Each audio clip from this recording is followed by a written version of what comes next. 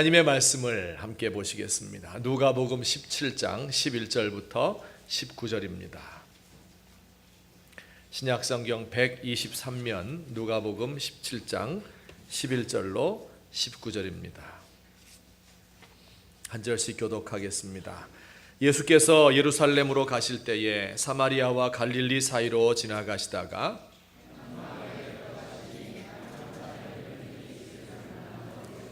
소리를 높여 이르되 예수 선생님이여 우리를 불쌍히 여기소서 하거늘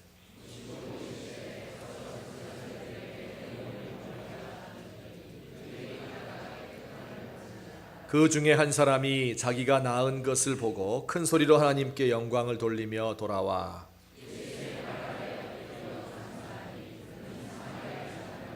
예수께서 대답하여 이르시되 10사람이 다 깨끗함을 받지 아니하였느냐? 그 9은 어디 있느냐?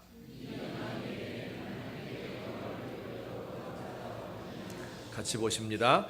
그에게 이르시되 일어나 가라 내 믿음이 너를 구원하였느니라 하시더라. 아멘.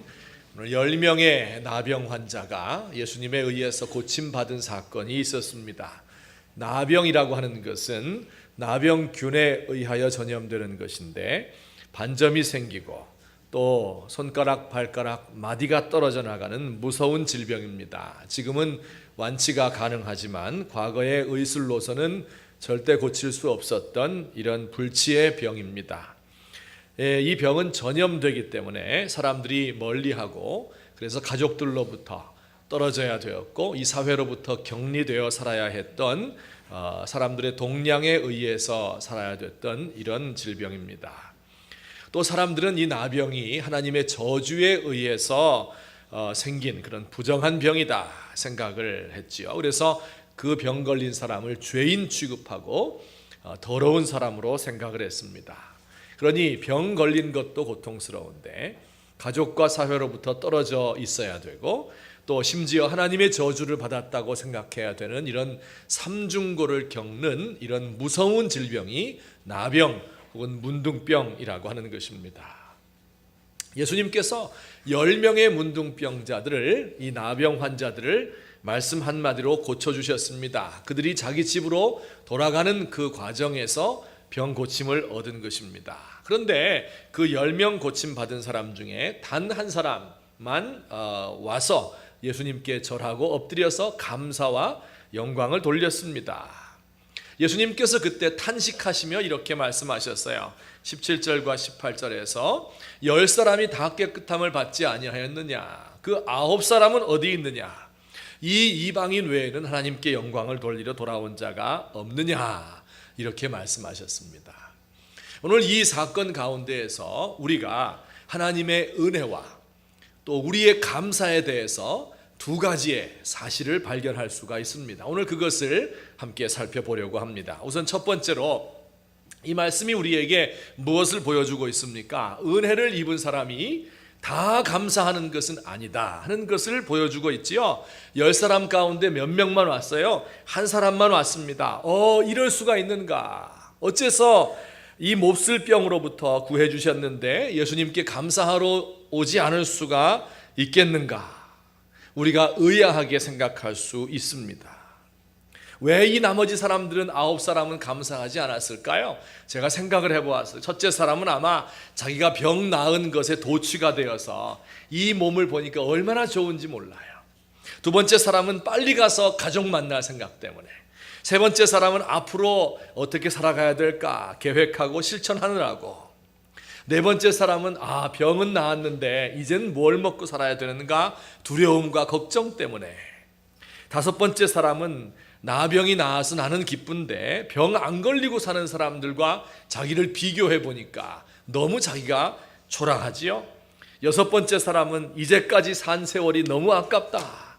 이렇게 쉽게 고쳐줄 수 있는 것을 하나님이 왜 이런 병 걸리게 하셨을까 원망하는 마음. 또 일곱째 사람은 예수님께 가는 것이 귀찮아서 나태해서, 여덟 번째 사람은 꼭 말로 표현해야 되나 자존심 상하는 일이다 다 아시겠지. 아홉 번째 사람은 설마 예수님이 고쳐주셨겠느냐, 우연히 어떻게 하다 나은 거겠지, 의심과 불신앙 때문에 감사하지 않을 이유가 생각해 보면 한 570까지 되는 것 같아요. 그런데 하지만 아무리 급한 일이 있어도, 아무리 걱정과 두려움이 많아도, 귀찮아도, 자존심 상해도 먼저 해야 될 일이 있어요. 이것이 바로 하나님 앞에 이 병을 고쳐준 예수님께 감사하는 일입니다. 자, 그런데 더 이상한 일이 한 가지 있습니다. 10사람이 다 고침 받았는데 한 사람만 나와서 감사한 것도 이상한 일인데요, 좀 더 이상한 일이 있어요. 그건 뭐냐면 그 돌아온 한 사람이 어떤 사람이었어요? 성경 보니까 사마리아 사람이었다, 이렇게 돼 있어요. 사마리아 사람은요, 유대인들이 볼 때 전혀 사람 같지도 않은 그런 사람이었습니다. 신앙도 없는 혼혈족이었어요. 요즘 말로 말하면 회교를 믿는 외국인 근로자다, 이런 사람들, 혹은 다문화 가정의 자녀, 이런 사람, 인정받지 못하는 사회에서 따돌림 받는 재소자들, 혹은 신용불량자, 이런 사람들이 바로 사마리아인이었어요. 예수님도 이 사람을 뭐라고 불렀습니까? 이 이방인 외에는 하나님께 영광을 돌리러 돌아온 자가 없느냐, 이방인이라고 불렀습니다. 영혼이 없을 것 같은 이 사람만 감사하러 온 겁니다. 참 이상한 일이 아닐 수 없어요. 그런데 성경을 보면요, 이런 이상한 일이 너무나 많습니다. 하나님께서 참 이상하게 생각하시는 사실이 있어요. 은혜를 많이 받은 이스라엘 백성들은 예수님을 배척했어요. 성경을 좀 안다고 하는 사람들은 꼬치꼬치 따지기만 했지 회개하지 않았습니다. 특권을 많이 누리고 있는 사람일수록 예수님을 거부했지 감사하지 않았습니다. 그런데 그 당시 사람의 숫자에도 들지 않았던 여자들이 예수님을 좋아하고 쫓아왔습니다. 이방인, 성경에 대해서 아무것도 모르는 이방인 백부장이 놀라운 신앙을 고백해서 예수님을 깜짝 놀라게 했습니다. 예수님의 이름은 들어보지도 못했던 이방 여인이 예수님 앞에 나와서 주여 올소이다마는 개들도 제 주인의 상에서 떨어지는 부스러기를 먹나이다, 엄청난 신앙 고백을 했습니다. 세리로서 악명이 높던 삭개오가 예수님을 자기 집에 영접하고 자기의 재산의 절반을 팔아서 가난한 사람들에게 주는 이런 변화를 보여주었습니다. 여러분, 참 이상한 일이 아닐 수 없습니다.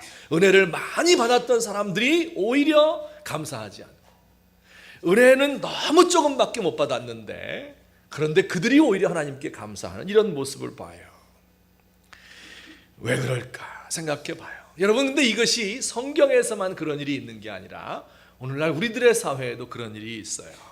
옛날의 과거에 돈이 어디 있습니까? 1년에 돈 버는 때는 딱 한 번밖에 없어요. 그거 언제입니까? 세뱃돈 받는 때, 설날밖에 없습니다. 우리 어렸을 적에 이 세뱃돈 받을 날을 손꼽아서 2달 전부터 기다렸어요. 그리고 받은 후에는 이것을 아껴 쓰고 아껴 써서 한 2달 지나야 다 떨어졌습니다. 그런데 요즘 아이들 돈이 얼마나 풍성해요. 그런데 세뱃돈 준다고 해서 고마워합니까? 별로 안 고마워하는 것 같아요. 한 5만 원 주면은 야, 저 집에는 10만 원 줬는데 이러면서 비교하고 우리 아빠 돈도 없어 막 이렇게 생각하는 것 같아요. 10가지를 다 주어도 한 가지 때문에 만족을 못해요. 지난주에 수능시험 보았죠? 이 중에도 수능시험 본 학생들도 있을 것이고 또 부모님들도 있을 거예요. 그런데 수능시험 본 다음에 야, 너무 감사합니다 하나님, 정말 감사합니다 이렇게 말하는 사람 있어요? 야, 내가 그 사회탐구에서 그 2문제는 더 맞을 수 있었는데 하면서 안타까워하는 사람들밖에 없어요. 근데 생각해 보면요, 공부를 하고 싶어도 못하는 아이들이 많아요. 그 지적으로 능력이 떨어져서 그래요. 그런데 우리 아이에게 지혜를 주었어요. 건강이 없으면 공부 못하는데 건강 주셔서 열심히 공부할 수 있어요. 왕따 당하면요, 학교 옮겨 다니느라고 전혀 공부할 수 없는데 우리 아이 좋은 인간성 주셔서 비록 공부는 안 하지만 왕따는 안 당하는 이런 아이예요. 아이를 낳지 못하는 사람들도 있어요. 생각해보면 감사할 것이 너무나 많은데 작은 것 때문에 감사하지 않습니다. 근데 우리 민족도 그런 것 같아요. 마치 버릇이 없어진 아이와도 같습니다. 2만 불 시대가 되니까 더 못 살아서 그냥 난리인 것 같아요. 1년에 집값이 한 1억 올랐는데 이거 몇백만 원 세금 못 내겠다고 또 아우성입니다. 근데 그 이상한 것은 저에게도 있습니다. 제가 저 자신의 짧지만 과거를 돌이켜 볼 때 언제 가장 큰 감사를 했는가 생각을 해보았어요. 그랬더니 가장 힘들 때 가장 큰 감사가 올라가는 것을 볼 수 있습니다. 언제가 제일 힘들었을까 생각해 보니까요, 한 15년쯤 전이었던 것 같아요. 제가 미국에서 막 돌아왔는데 공부를 마치지를 못했어요. 미국 갔다 오면 어떻게 해야 돼요? 금의 환영 다 하기 받아가지고 와야 되잖아요. 근데 그렇게를 못했어요. 부모님 집에 얹혀 살았습니다. 한 20평쯤 되는 단독주택, 겨울엔 춥고 그리고 여름엔 아주 더운 그런 집이었어요. 거기서 우리 할머니 모시고 부모님 모시고, 그러니까 모시고 산 게 아니죠. 거기 얹혀 산 거죠. 그래서 또 우리 세 식구 이렇게 좁은 집에서 살았습니다. 그런데 이상한 것은 어떻게 하다 보니까 둘째 애까지 덜컥 들었었어요. 이때 쓰는 표현이 덜컥이라는 표현이에요. 어떻게 섰는지 몰라요. 아무것도 없어요. 집도 없고 차도 없고 정해진 교회도 없고 받는 보수는요, 한 달에 이제 시간 강사 나가가지고 한 26시간 했어요. 엄청난 거예요. 한 50만 원 받았는데 그나마 방학 때는 그것도 없어요. 논문도 쓰지 못했으니까 어떻게 해야 돼? 이거 완성해야 되잖아요. 그런데 우리 집에 이 한 평도 안 되는 조그마한 창고로 쓰던 방이 있는데 난방이 안 들어와요. 거기서 새벽 기도회 갔다 와서 이 전기불 펴놓고 거기서 이제 논문을 썼어요. 근데 이상하게도 그 어려운 시절이었는데, 아주 가난한 거지 같은 삶이었는데 그때 감사가 제일 많이 나왔습니다. 참 이상한 일이에요. 근데 그 뒤로 어떻게 됐어요? 살림 좀 나아졌잖아요. 교회도 정했고, 그 다음엔 학위도 받았고, 교수도 되고, 목회도 하고 이렇게 되는데 이상한 것은 그때 같은 감사가 안 나와요. 야, 정말 예수님 생각할 때 이상하다 생각할 것 같아요. 그래서 제가 곰곰이 생각해 봤어요. 왜 어려울 때 오히려 더 감사를 하고 점점 잘 살게 되면 감사가 없어질까 생각을 깊이 해봤어요. 그랬더니 사람들에게는 이런 잘못된 마음이 있는 것 같아요. 처음에 아주 어려울 때 무언가를 은혜로 베풀어 주면은 이게 진짜 너무 고마운 거예요. 정말 은혜다 이렇게 돼요. 근데 며칠 지나면 그게 기본이 됩니다. 그리고 그 다음에 더 큰 은혜를 주어야 야, 은혜 받았다 이렇게 돼요. 그 다음엔 또 며칠 지나면 그 위에 있는 것이 기본이 돼요. 여긴 너무 당연한 거예요. 그 다음에 더 큰 거를 얹어줘야, 그래야 야, 기쁘다 이렇게 돼요. 옛날 우리말 속담에 말 타면 종 부리고 싶다, 그런 말. 오냐 오냐 하니까 어떻게 돼요? 할아버지 수염을 뽑으려 한다, 이런 속담이 있을 정도입니다.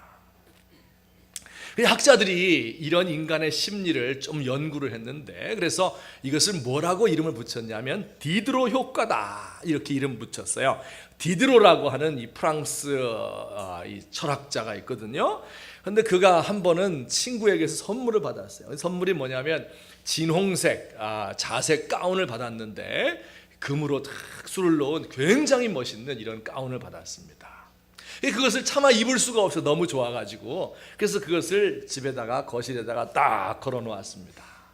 그러니 그거 볼 때마다 얼마나 좋은지 몰라요. 근데 그것을 한참 보고 있노라니까 그 가운 옆에 있는 책상이 보였어요. 그 책상이 너무 낡은 거예요. 그래서 책상을 바꿔야 되겠다 하고 책상을 새 것으로 바꿨습니다. 근데 책상을 바꾸고 나니까 그 다음에는 책상에 딸려 있는 의자가 너무 낡은 거예요. 그래서 의자를 또 바꿨습니다. 책상과 의자를 바꾸고 나니까 이번에는 그 벽 장식이 다 낡아서 안 되겠다 생각을 했습니다. 그래서 그 벽 장식을 다 바꾸었대요, 디드로라는 사람이. 그래서 이것을 가리켜서 디드로 효과다 그렇게 이야기를 해요. 자, 그런데 여러분, 여기서 끝납니까? 만약에 여러분 집안 장식을 다 바꿨어요. 그러면 그 다음에 뭐 하고 싶어요? 책상도 새로 사고 장롱도 새로 샀어요. 텔레비 새로 샀어요. 그 다음에 뭐 하고 싶어요? 새 집을 사고 싶잖아요. 새 집 사고 싶어요. 그 집 새 집으로 딱 이사 갔는데 보니까 차가 헐었어요. 똥차예요. 그래서 이 차를 또 사야 되겠다 이런 마음이 들어요. 가구 다 바꾸고 집 사고 그 다음에 새 차 샀어요. 그럼 그 다음에 뭐 바꾸고 싶어요? 그 다음에는 마누라가 바꾸고 싶은 거예요. 요거 좀 새 것으로, 조금 젊은 것으로 바꿔야 되겠다. 어떤 사람들이 그렇다 그 말이에요. 그 다음에는 친구들도 좀 바꿔, 수준 높은 사람으로. 그 다음엔 또 유식하다 소리도 듣고 싶고, 명예도 갖고 싶고, 학위도 갖고 싶고, 이 모든 것을 차츰차츰 더 갖고 싶은 거예요. 언제 가면 그게 끝날까요? 언제 가면 끝날 것 같아요? 언제 가면 끝나냐면요, 하나님 되면 끝나요. 내가 하나님의 위치에 딱 올라가면 그 다음엔 만족할 것 같아요. 그러나 그 이전에는 만족이 없어요. 그러니 보세요, 감사라고 하는 것은요, 만족에서 나오는 거예요. 그런데 만족이 없으니까 감사가 없는 겁니다. 이것이 우리의 삶이에요. 우리 인간의 죄악이고 우리의 탐욕입니다. 그럼 어떻게 하면 감사를 회복할 수 있을까요? 두 가지 방법이 있어요. 첫 번째 방법은 지혜로운 방법이고, 두 번째는 좀 미련한 방법이에요. 첫 번째 방법은 뭘까요? 과거의 맨 처음 상태, 그 초기 상태, 그때를 생각하는 거예요. 이북에서 넘어올 때 혈혈단신 혼자 내려왔던 그때, 아무것도 없이 새빵 단칸에서 시작하던 그때, 연탄가스 마셔가면서 괴로워하던 그 시절, 양말 떨어지면 버리는 게 아니라 전구 뽑아다가 이거 대고 기워서 신던 그 시절, 그때를 생각하는 거예요. 내가 죄인이었던 그때, 예수 믿기 전에 얼마나 괴로웠던가, 예수 믿은 이후에 생겼던 그 첫사랑과 첫 기쁨을 회복하는 겁니다. 그 젊었을 적에 그 높은 이상을 가지고 하나님의 뜻을 위해서 산다고 헌신하고 감사하고 결심하고 기뻐했던 그 시절을 날마다 돌이키는 겁니다. 과거를 돌이켜보는 거예요. 기억하는 겁니다. 여러분, 성찬 예식이 뭐예요? 뭐라고 써있어요? 나를 기념하라 이러니까, 야, 이거 뭐 예수님 기념품인가 이렇게 생각하는데, 그게 아니라 이건 기억하라는 뜻이에요. Remember me, 나를 기억해달라. 무슨 뜻이에요? 우리 주님의 죽으심을 날마다 기억하게 될 때, 내 죄악이 이렇게도 극심한데 우리 주님께서 나를 위해 죽으셨습니다. 내가 하나님 앞에 죄인이어서 은혜 아니면 설 수 없었던 그런 종입니다 하는 것을 분명하게 알게 될 때, 그때 비로소 감사가 회복되기 시작합니다. 오늘 저와 여러분 가운데 이런 은혜가 있어야 돼요. 이것은 그냥 뭐 감사하지 뭐 이만큼 살게 된 거, 그 정도가 아닙니다. 이건 성령 안에서 기도하는 사람에게만 주어지는 축복이에요. 간절하게 기도하게 될 때, 정말 내가 어떤 인간인지를 알게 될 때, 그때 나에게 주신 은혜가 진정한 감사로 다가오게 되는 겁니다. 저와 여러분 가운데 이 은혜가 있게 되기를 우리 주님의 이름으로 축원합니다. 아멘. 자, 두 번째로 이 감사를 회복하는 방법이 있어요. 그건 뭐냐면, 이런 때로 잘 돌아가지 않잖아요. 우리가 이 화면 잘못됐으니까 지워주세요. 이런 때로 잘 못 돌아가잖아요. 그러면 하나님께서 돌아가게 해주시는 방법이 있어요. 이건 좋은 방법일까요? 안 좋은 방법일까요? 하나님이 그때로 돌아가게 만들어 주신대요. 너 과거에 어려웠을 때, 너 단칸방 살 때, 실패했을 때 그때로 돌아가게 해주는 거예요. 그런데 그것도 하나님의 은혜예요. 그것도 참 좋습니다. 당해보시면요, 외적으로는 괴롭지만 그러나 내적으로는요, 새로운 은혜가 솟구칩니다. 어쨌든 이런 방법을 통해서 우리의 감사가 회복되시기를 예수님의 이름으로 축원합니다. 아멘. 자, 두 번째로, 큰 두 번째예요. 은혜와 감사의 관계가 어떻습니까? 두 번째, 다 같이 한번 읽어봅시다. 시작.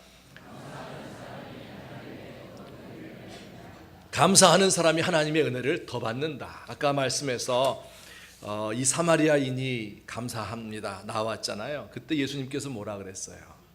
일어나 가라, 내 믿음이 너를 구원했다.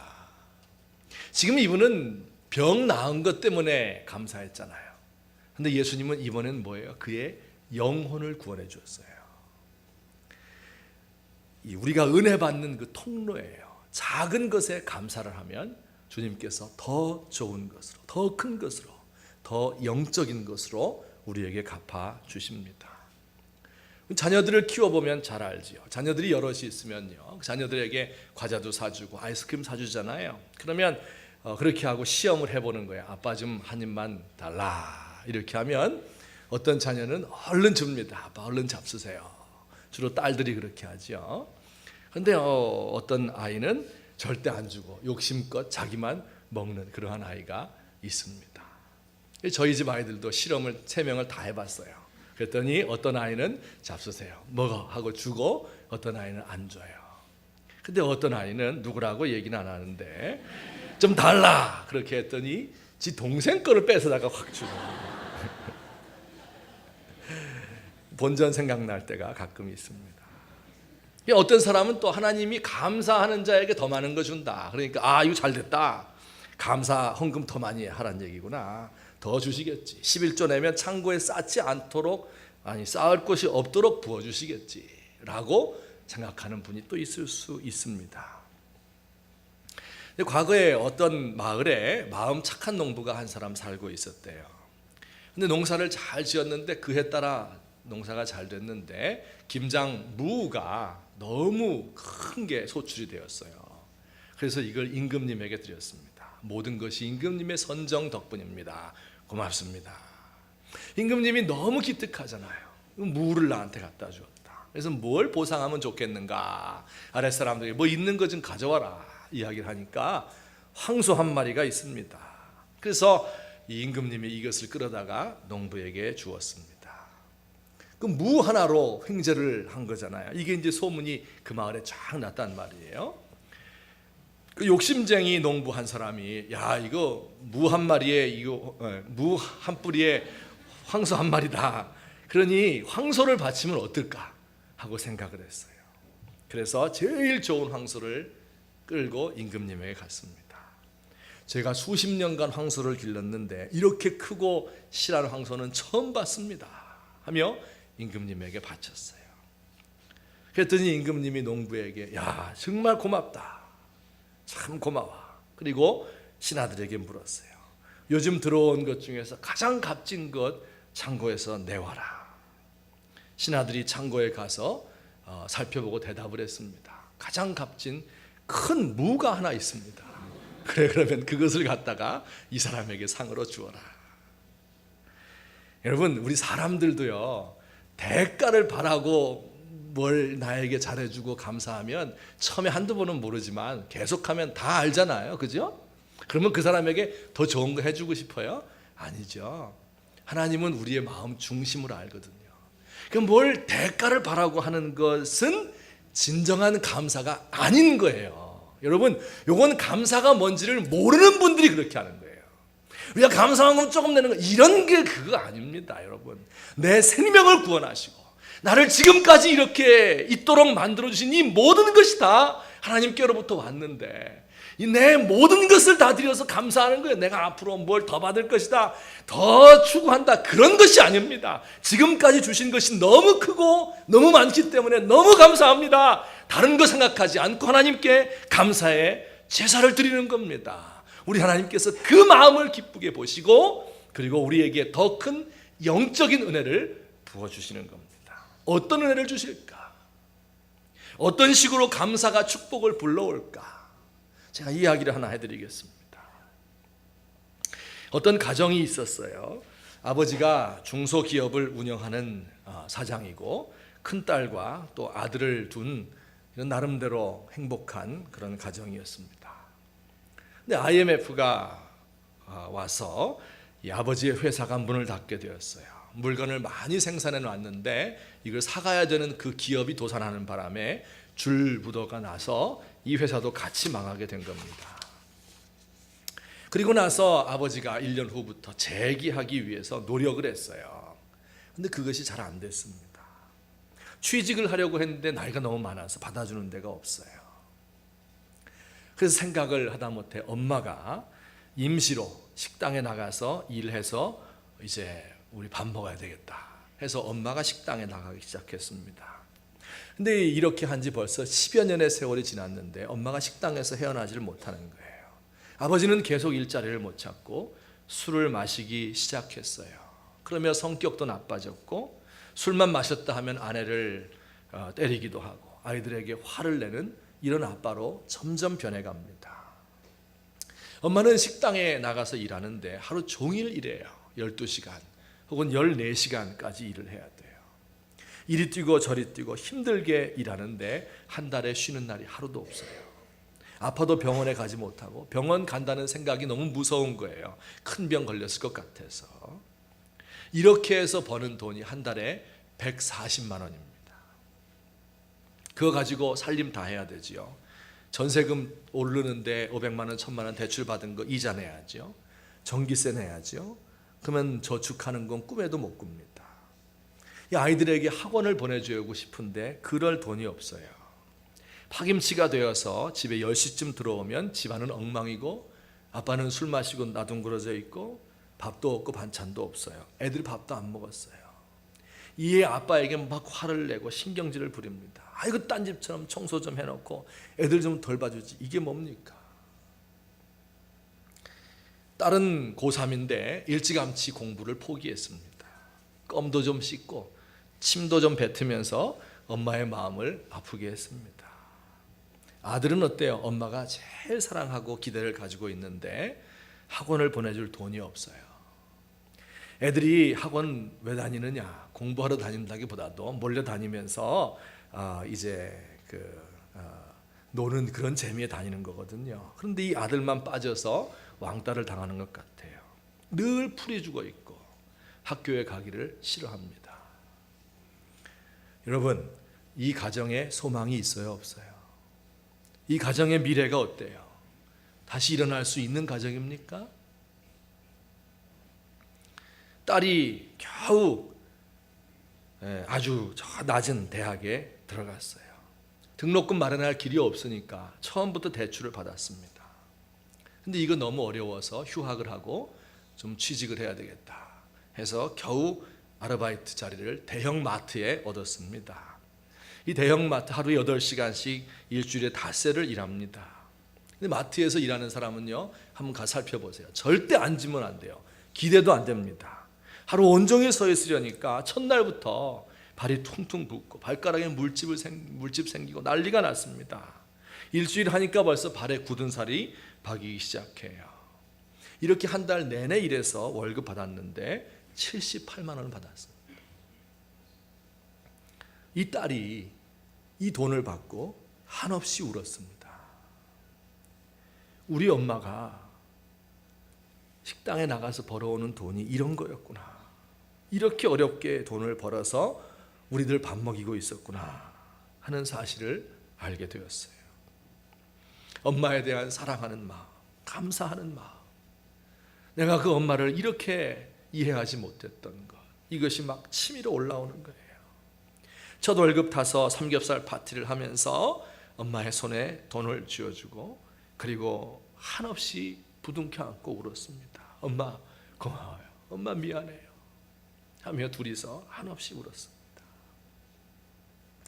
엄마는 그 딸이 벌어온 돈 중에서 20만 원을 떼어서 아들의 학원비를 대주었습니다. 이 아들의 삶에 활기가 돕니다. 자신이 생기고 성적도 조금 오르는 것 같아요. 그러니 이 엄마의 마음이 소망으로 그냥 부풀어 올라와서 좀 있으면 전교 1등 하겠구나. 엄마들 다 그러잖아요. 아빠에 대한 마음도 예전 같지 않아요.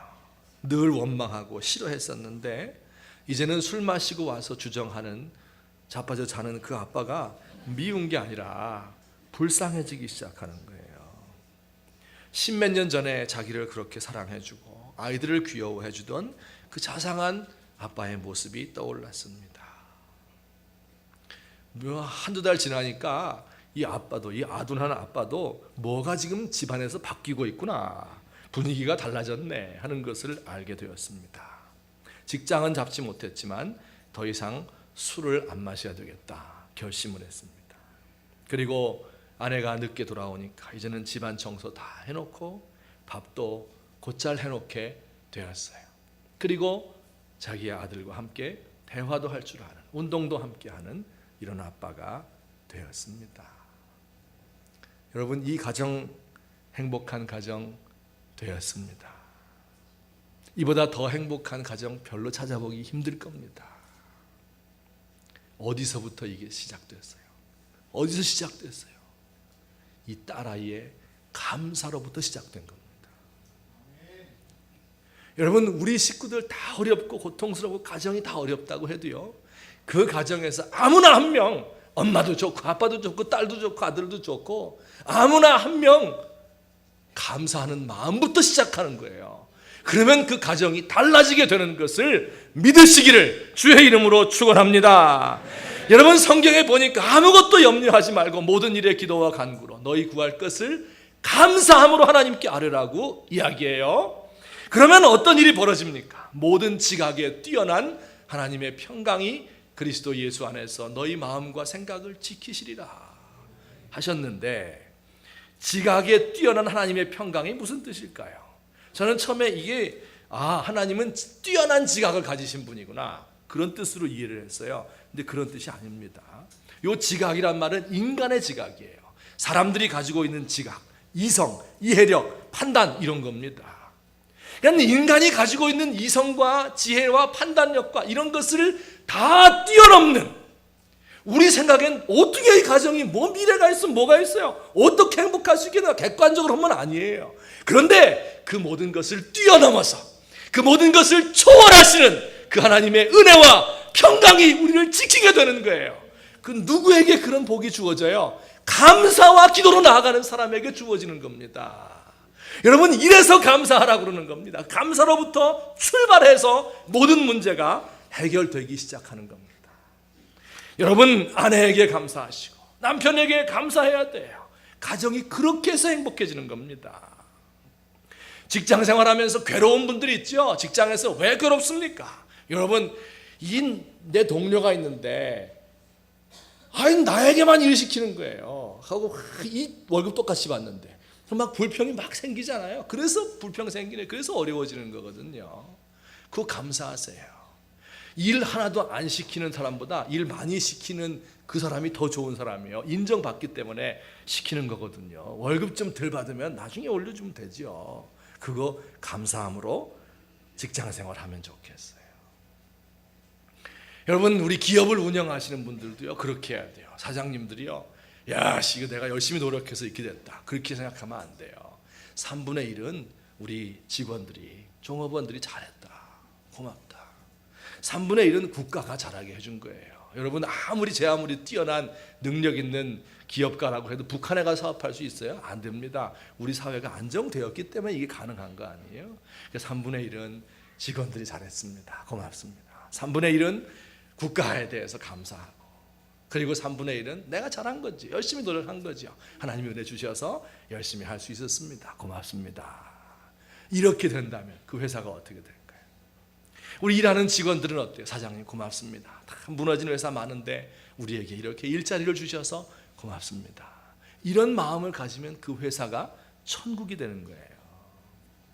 우리 교수님들이 아이들을 가르칠 때 내가 여기서 이거 하고 있어야 지금 하면서 막 불평하고 이렇게 하면 그 클래스가 지옥이 되는 거예요.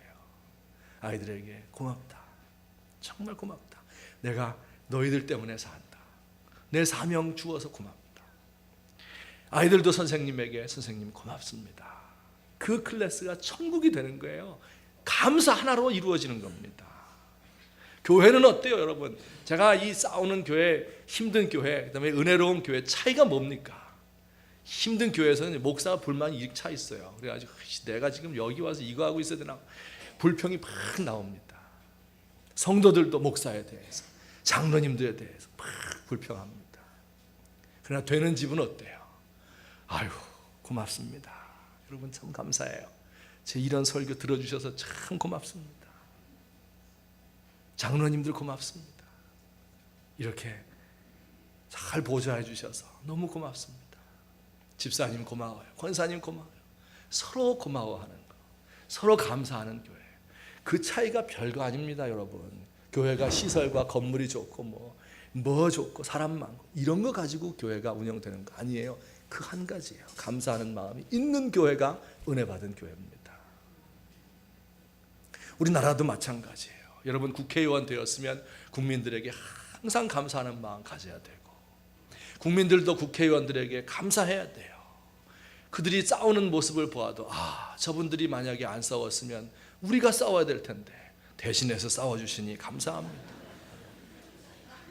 대기업은 중소기업에, 중소기업은 대기업에, 북한에 대해서도 우리에게 영적인 것을 전해주었으니 감사합니다. 무슨 얘기예요? 해방 전에요, 기독교인의 80%가 북한에 살았습니다. 남한 사람들이 원래 신앙 좋은 사람들이 아니에요. 그런데 북한에 있는 사람들이 내려와서 우리 교회가 성장하고 부흥한 거거든요. 그러니까 영적인 은혜를 우리에게 주셨으니 우리가 육신적인 것으로 갚아드렸으면 좋겠습니다. 이런 마음을 가지게 될 때 평화가 오는 겁니다.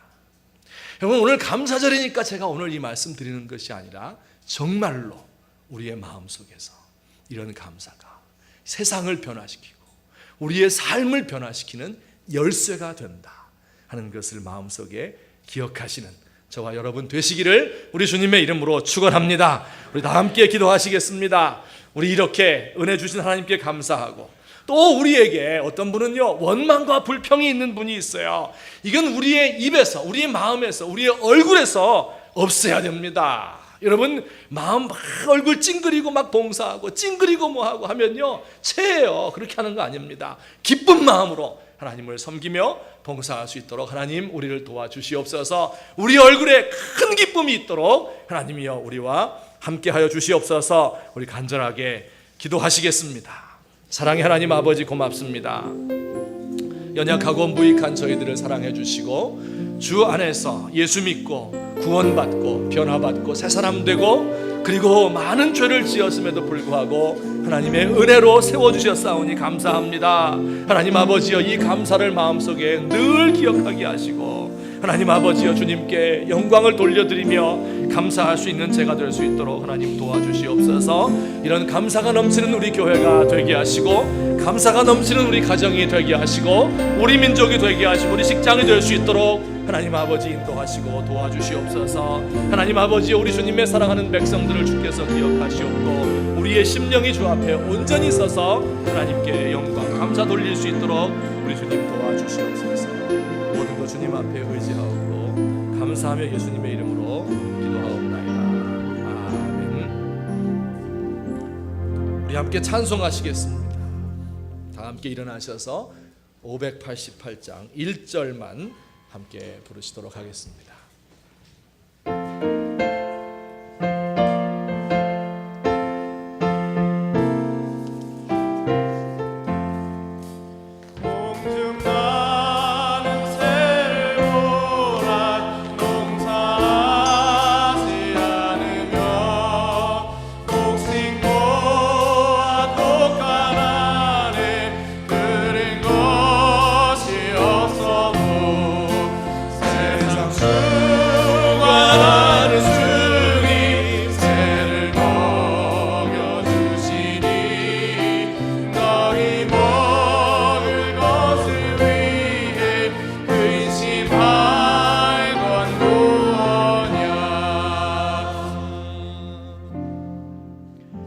하나님 아버지, 고맙습니다.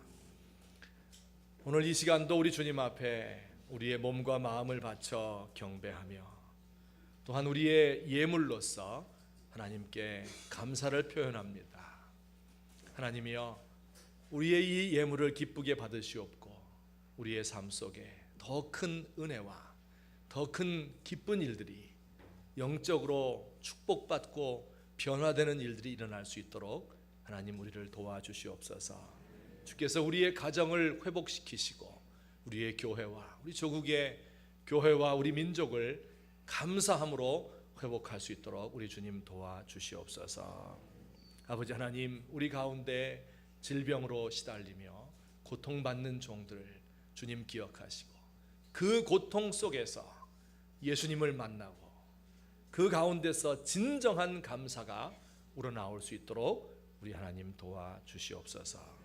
이제는 우리 주 예수 그리스도의 은혜와 하나님 아버지의 사랑과 성령님의 교통하심이 오늘 주 앞에 나와 경배하며 감사 찬송의 예배를 드리는 주의 사랑하는 백성들 머리 위에 지금부터 영원토록 함께 계실지어다. 아멘.